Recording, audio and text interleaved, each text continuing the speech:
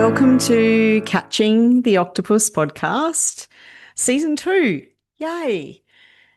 So, for those of you who have been around since the start of season 1, you'll know that the first season of Catching the Octopus was about leadership, and it was about finding that inner part of you that you can actually showcase to bring strength to your leadership, and how going within helps you show in that way outward that can create great leadership opportunities and also traits that can help serve and raise others.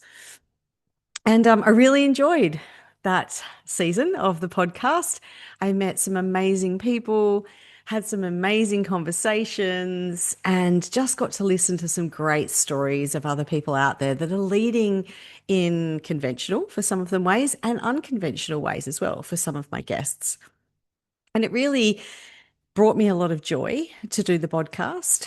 I ended up stalling or stopping the podcast around the end of last year because I was really engrossed in some study.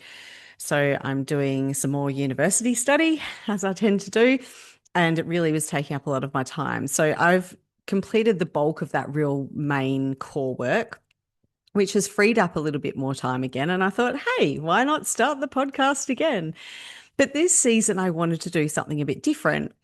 I still wanted to look at leadership, but I wanted to look at self-leadership around that healing and that personal growth space, and how people are able to use situations that happen in their life to then create power within them so that they can show up as an elevated version.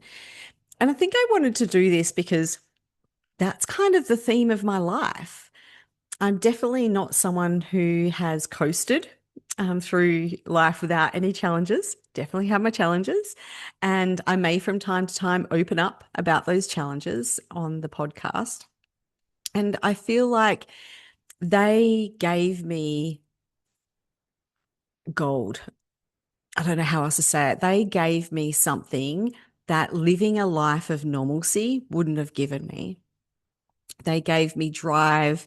They gave me the ability to self-reflect.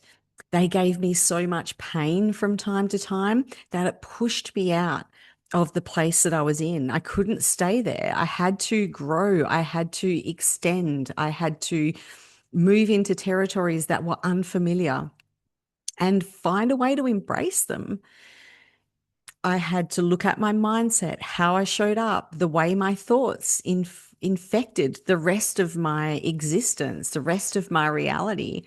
You know, how my thoughts established the way that I felt and the way that I behaved, and how that looped around. If I was feeling in a particular way and behaving a particular way, then I realized that actually could shift my thoughts as well. And when they were all in line towards something that I knew would be beneficial for me, then those things showed up and my life felt beneficial.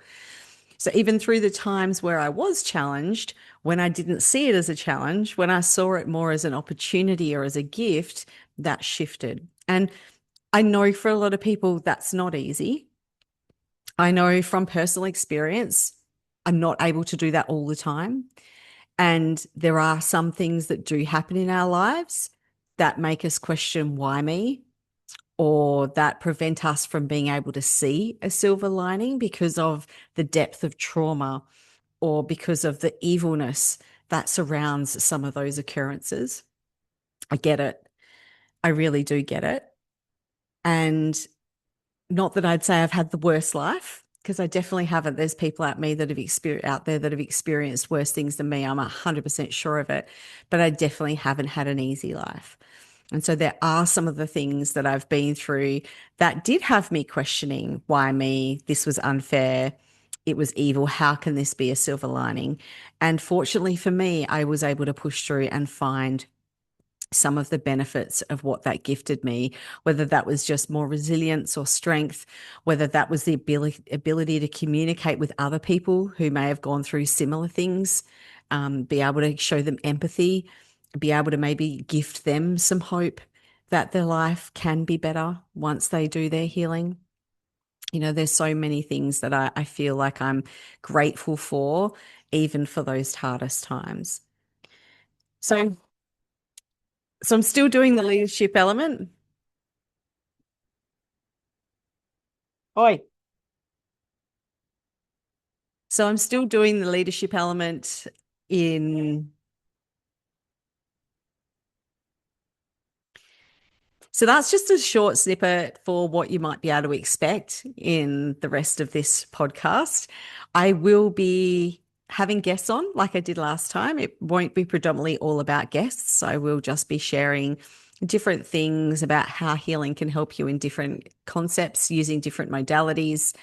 Most of my guests that will come on will have a story on what challenged them in life and how a particular healing modality helped them, whether it was something around the physical, the emotional, or the mental, and how they were able to use that to create meaningful change for them. And I hope that it can actually help create meaningful change for anyone that listens. I mean, that's my aim at the end of the day.